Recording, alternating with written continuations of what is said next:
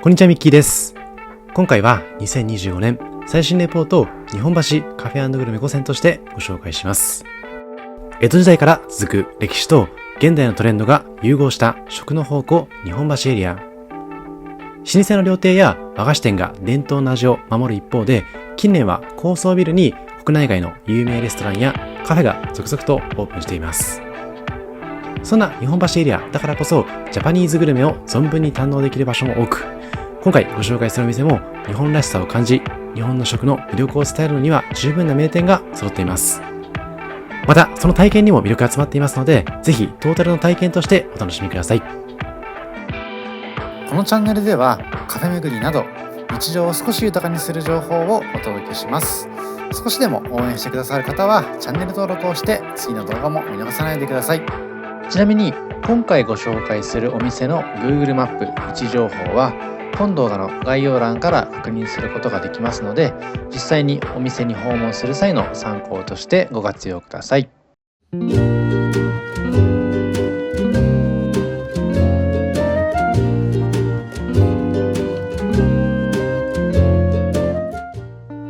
まずご紹介しますのは、バクロ横山からビーバーブレッドというパン屋さんです。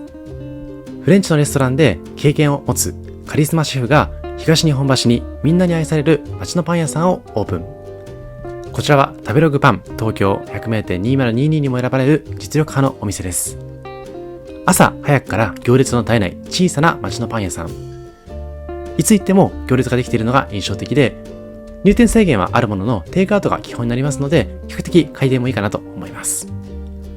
おしゃれで敷居の高いパン屋さんではなくて、誰もに愛されるオーソドックスな日本らしい菓子パンや惣菜パンがずらりと並んでいます。お昼時には近隣の会社員の方々はもちろんのこと、子育て世代の女性たちが次から次へとやってきてパンをまとめて買っていく様子が街の風景にも溶け込んでいます。とはいえ、ちょっと違ったユニークなパンであることも人気の秘密です。このお店の創業者の有田さんは、日本にフランスのパンを伝えたフィリップ・ビゴシに学び、世界の大会にも出場。銀座の有名ブーランジェリーでシェフを務めた経験の持ち主です。これまでの経験や体験を生かして街のために何かできることをしたいと、もともとパン屋さんが少なかったこの東日本橋にお店をオープンしています。店は3坪、厨房は10坪と小ぶりな店舗ながら、食パンやメロンパン、クリームパンや惣菜パンなど、誰もが親しみを持つ日本のパンをアレンジし、ここでしか買えないパンを作り続けています。店内もとてもおしゃれな内装になっていまして、外にはバケットを抱えたビーバーのイラストがとても素敵です。パン一つ一つの値段もお手頃になっていますので、買いやすいというところも人気の理由になっているかもしれません。日本橋エリアと言いますと、ちょっと場所を移すと銀座エリアでとても高いようなお店が多い中で、こういったお店があるのはとても嬉しいですよね。さて、そんな中、この日は3つのパンとカヌレを注文しています。まず手前に映っていますのはアンチョビオリーブ。細長くて弾力のある生地の中にグリーンオリーブがゴロッと入っていまして、アンチョビをほんのり感じるようなお食事系のパンになっていました。右手前に映っていますのはパンのゆりのピスタチオクリーム。パンコーディネーターかつパンシェルジュのパンのゆりさんがプロデュースした濃厚なピスタチオクリームを包み込んだクリームパンです。ピスタチオ好きにはたまらない一品になっていました。他には塩パン、そしてこちらのカヌレをいただいています。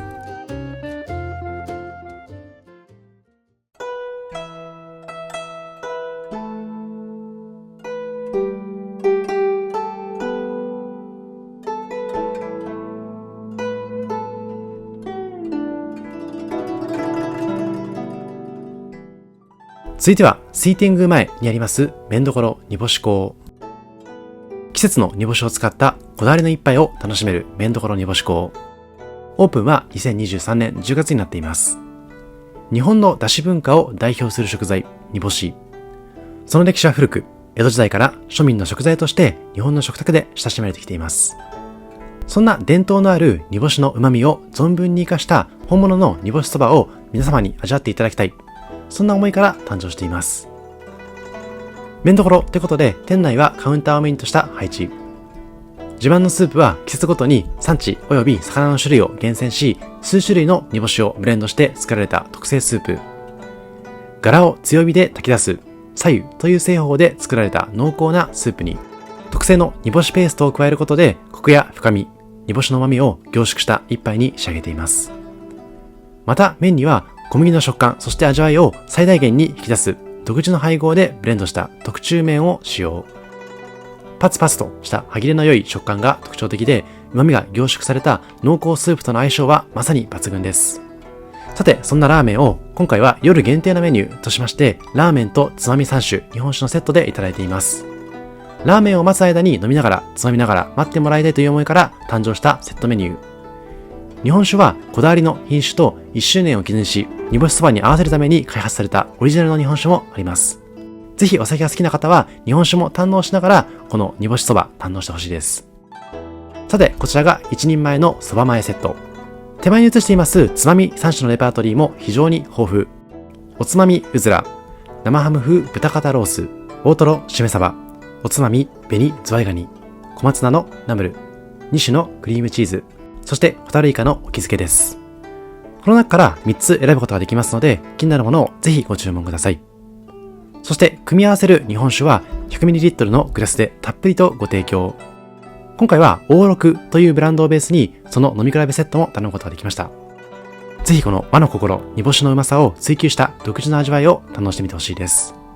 日本全国いろんなラーメン店あるかと思いますけれども、煮干し麺のお店はそれほど多くないかなと思ってますので、結構貴重な店舗として楽しむことができました。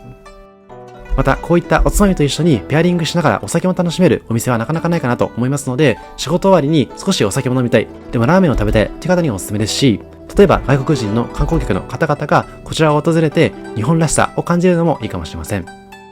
さて、こちらはおつまみ。まず奥側から生ハム豚肩ロース、中央はおつまみ紅ズワイガニ、そして左の奥にありますのがおつまみうずら、手前に移りまして左手から2種のクリームチーズ、中央は小松菜のナムル、そして右手前はホタルイカのお気づけです。もちろん好みもあるかと思いますけども、個人的にはこのホタルイカのお気づけが抜群に美味しかったです。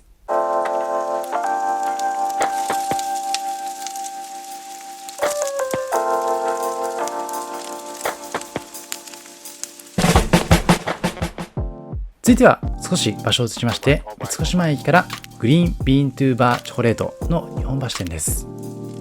カカオ豆からチョコレートになるまでの全工程を一貫して手作業で、純粋な素材を使って他にはないチョコレートを生み出し続けます日本初のビーントゥーバーチョコレート専門店です。世界のビーントゥーバーアワードで最高賞を2年連続受賞。カカオ豆とオーガニックシュガーという2つの素材にとことんこだわって生産者に会いに現地へ赴くほど、産地ごとの個性を最大限に生かしたチョコレートを作り続けている店舗です。生産者を尊重し、私たちでも安心して食べられるチョコレートの提供を手掛けています。手土産やプレゼントにぴったりの美しい和紙に包まれましたチョコレートバーや生チョコレートを中心に、マカロンやガトーショコラも人気です。これまでにご紹介してきた店舗に関しましては、欧米風の雰囲気をまとったおしゃれな雰囲気ですけれども、こういった三越前、そして日本橋の土地だからこそ提供できるようなグリーンビーントゥーバーチョコレートさんのような和な雰囲気もとても抜群だと思いますので、今回のバレンタインの参考にできるかなと思います。そんな数々のメニューの中でも、本店舗で注目なのは東京限定のチョコレートバー東京。タンザニア産カカオ豆を使ったダークチョコレートに、東京伊豆大島で満月の日に組み上げられた海水で作ります自然の塩、満月の至穂を混ぜ込んだ特別感のあふれる一品です。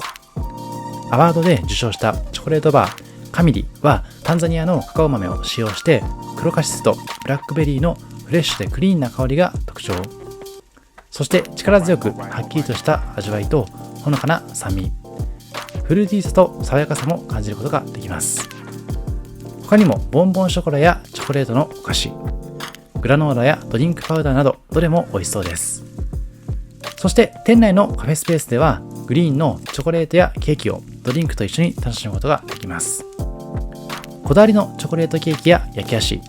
そしてコーヒーやカカオを使ったドリンクを味わうこともできました。そしてそんな中、この日にオーダーしましたのはフォンダンショコラのミルクジェラート付き、そしてホットチョコレートドリンクです。フォンダンショコラはケーキにフォークとナイフを入れた瞬間に中のチョコレートがとろりと溢れ出すテンションの上がるメニュー。先ほどちらっと触れましたアワード受賞のカミリがふんだんに使われていまして、とても満足感の高い一皿になっていました。他にもいくつかおすすめなメニューがありまして、チョコレートケーキの中でも特に人気なのはエクレアとのこと。ふっくらとした3連のムースと皮が見た目も可愛らしく、とても美味しいとのことです。甘すぎないビターなチョコレートムースと板チョコ。下の皮の中にはキャラメルソースが入っていて、甘さとしょっぱさのちょうどいい味のバランスになっている一品だとのことです。他にはティラミス、ベリーヌというメニューもあります。そちらでは削り出しのビーントゥーバーチョコレートが乗せられましたティラミスのグラスデザート。くるんと丸まったフォルムがなんとも可愛らしく、目の前でチョコレートの削り出しをしてくれるようでございます。そんな形でチョコレートを使ったスイーツの魅力に触れることができるこちらの店舗、ぜひ足を運んでください。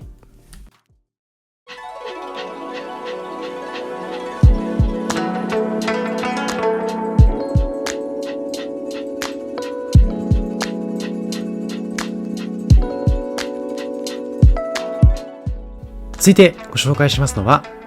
人形町から日本橋天ぷら飯金子半之助日本橋人形町店です。江戸前天丼天ぷら飯稲庭うどんを得意とし、日本全国にファンを集める日本橋金子半之助。そんな金子半之助が天ぷら専門店として2024年10月27日に日本橋天ぷら飯金子半之助日本橋人形町店としてグランドオープンしました。今回オープンした日本橋人形町店は、日本橋店オープンから10年ぶりとなる路面店出店とのこと。もちろん変わらぬ味の魅力はそのまま、本気度が違うワンランク上の空間に仕上がっていました。カウンターで揚げたての天ぷらとご飯を楽しんでいただくのが天ぷら飯。ご飯を最後まで飽きずに食べられるよう、天ぷらのネタを厳選するのはもちろんのこと、天つゆ、漬物、味噌汁にまでこだわっていますので、ぜひその全てをご堪能ください。またこちらお手洗いの様子なんですけども、お手洗いにもこだわりが。世界中の全てのインバウンド需要にも対応するかのように、こういった日本らしさを感じる工夫がたくさんされています。さて、この日は天ぷら飯の特上をいただいています。特上でも2380円と、相場に比べると比較的安いかなと思っています。さて、ここで天ぷら飯金子半之助について。揚げたての天ぷらを2回にわたって提供し、ご飯と合わせて楽しむのが天ぷら飯。先ほどご紹介した通り、そんな極上のメニューでありながら手軽な価格なのも嬉しいポイントです。メニューは梅、竹、松、特上から極上な穴子を使用した松、贅沢に車エビを使用した特上、厳選した食材から好きなコースをぜひお試しください。そしてこだわりのご飯はより美味しいにこだわるために、袴で炊き上げたご飯を日本橋人形町店にて初導入。炊きたての白米は天ぷらやご飯のお供とも合わせ、最後は半熟卵天をご飯に乗せ、オリジナルの調味料、醍醐味と醤油を合わせていただくことができます。加えて天ぷら飯金子半之助のご飯を引き立ててくれる脇役は3種のお供。手前からたくあん、中央はイカゆず、そして奥側は高菜明太になっています。これらのお供も食べ放題でいただけますので、ご飯と一緒に楽しんでほしいです。日本橋は庶民に愛された日本の食文化の域、江戸天ぷらの発祥地。天ぷらは天下の大将軍であります徳川家康が最後の晩餐として味わったとの逸話も残っておりまして、時代を超えた普及の名物です。そしてそんな家康をも魅了したもう一つの宝物が湯滴天目椀。このお椀は油の雫が弾ける様子が星空の輝きを彷彿とさせるほど美しく、その卓越した情景はまさに至高の器と称されていました。茶の湯において茶会の中心にあるのがお椀であり、日本のおもてなしの原点。そんなお椀を使った提供スタイルも魅力です。世界中のすべてのお客様に心を配り、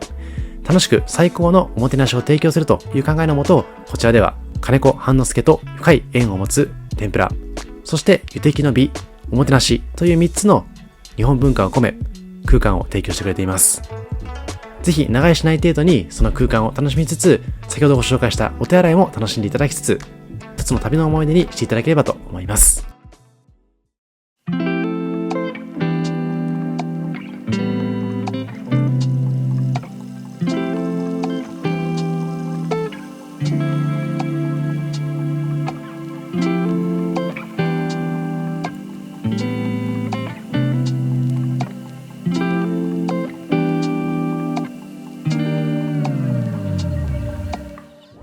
そして最後にご紹介しますのはリワイルドアウトドア東京。こちらは茅場町にある店舗です。都会の真ん中にあります非日常なアウトドア空間。作る、食べる、楽しむが全て詰まった体験型アウトドアカフェレストランです。キャンプ、グランピング、興味があっても遠出が難しかったり、道具を揃えないと行きづらかったり、そんな時も気軽にアウトドア体験ができるのがこちらのお店です。森のような内装の中に木漏れ日を作り出し、鳥のさえずりや川のせせらぎが聞こえる癒しの空間。ハンモックも用意がありまして、まるでキャンプ場にいるかのようにリラックスできること間違いなしです。ふと壁を見ますと焚き火の映像が流れまして、完全に気持ちは自然の中に。そんな空間で今回は様々なアウトドア体験をすることができました。スタッフにはコミュニケーションリーダーというスタッフさんが配置されていまして、積極的にコミュニケーションも取ってくれます。今回も体験方法について詳しく説明していただくことができましたので、そういった点もアウトドア初心者にとって嬉しいポイントなのかなと思いました。都市部におけるコミュニティの崩壊が社会問題となっている中、自宅と職場以外に顔見知りが集う場所が欲しいという声に応えて、キャンプ場のようにオープンで居心地の良いコミュニティを作ったとのことです。こんな感じでバーナーで手軽に調理することもできますので、手軽さも大きな魅力です。さて、この日にまずいただきましたのはホットサンドのアメリカンドリーム。こちらは2つのフライパンとして使えるフライパンで作成。バーナーを使って面倒な火起こしをスキップする体験もできました。そしてドキドキしながらフライパンを開けるのはワクワク感たっぷり。焦がさないような調整もとても難しかったです。そしてキャンプ用のナイフを使って断面を切っていただきますと、中からはボリュームたっぷりなソーセージが顔を出します。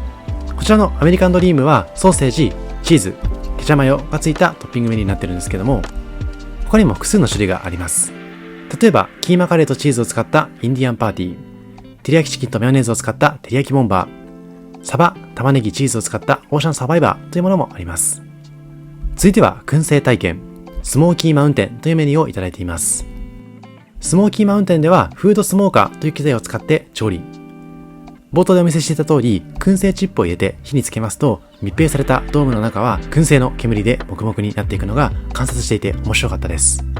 燻製メニューとしましては、トップオブザベーコンというメニューだったり、ジューシーダグトリオというメニューもあったりで、お肉メニューの提供もありますので、気になるものを注文してみてほしいです。特にスモーキーマウンテンはおつまみっぽくいただけるところがおすすめかなと思いました。ドリンクとしましては、クラフトビール含め様々な国のビールも用意がありましたので、ぜひそちらも合わせていただいてみてほしいです。